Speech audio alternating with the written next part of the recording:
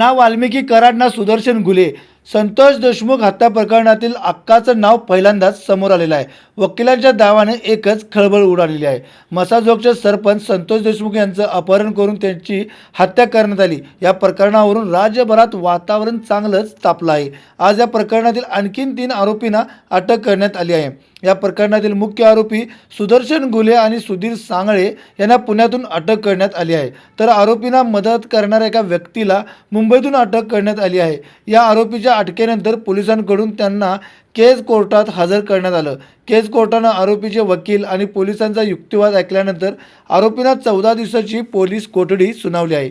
सुदर्शन घुले आणि सुधीर सांगळे यांना 18 जानेवारीपर्यंत पोलीस कोठडी सुनावली आहे. दरम्यान युक्तिवाद सुरू असताना आरोपीच्या वकिलाने कोर्टात खळबळजनक दावा केला आहे.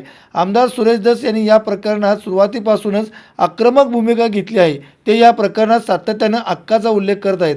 आता हा अक्का नेमका कोण आहे याबाबत आरोपीच्या वकिलांकडून खळबळजनक दावा करण्यात आला आहे. अक्का म्हटलं जातंय तो अक्का म्हणजे विष्णू चाटे हाच आहे.